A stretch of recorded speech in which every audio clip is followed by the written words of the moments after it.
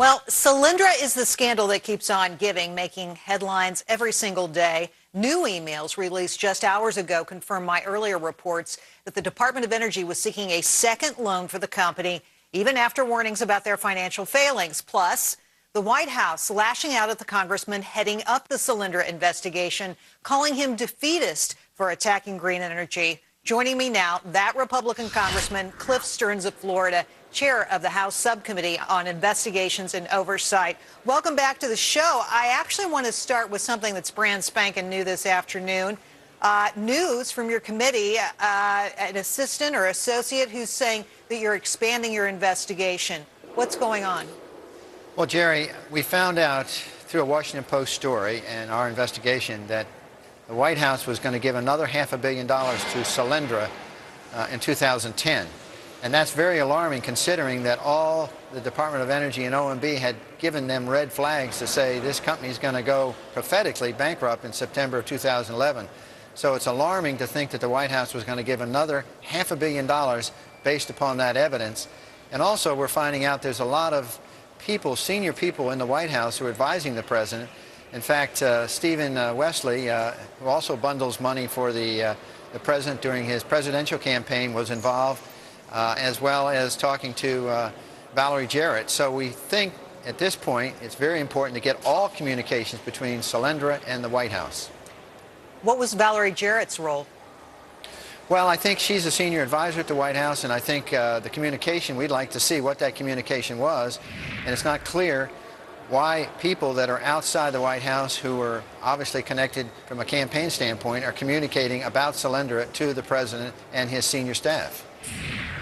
So I know that the committee's had some difficulty in getting everything they want to get from the White House. Do you have any confidence that you'll get the documents you're requesting?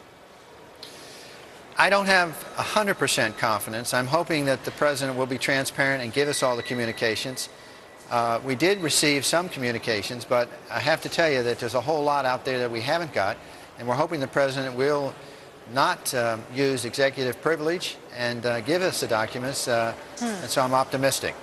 All right, well, the president's calling you defeatist for not believing in green energy. Is he right? Well, I think the president, I had an NPR interview in which I said it's very difficult to compete with China because, one, they pay low wages when they manufacture solar panels.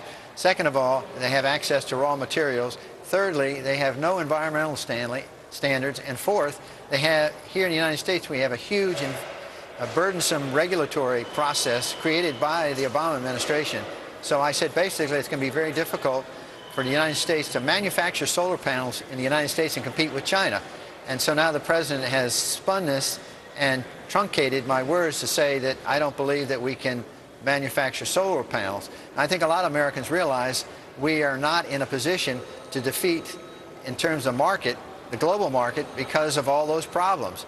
But I have to tell you that if we put the money in R&D and come up with nanotechnology, come up with things that we have in either NASA or computer industry. You believe in technology, you just don't believe in the government subsidizing all these innovations.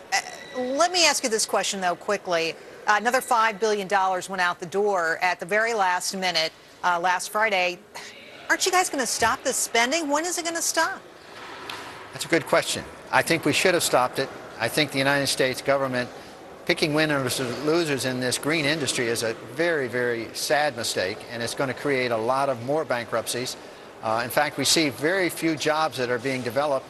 That company up in Oregon that had got $1.3 billion to develop solar panels and things, the number of jobs were created just negligible. So I think the administration is very wrong to push this idea that they're going to, through wind turbines and solar panels, they're going to create new jobs in this country.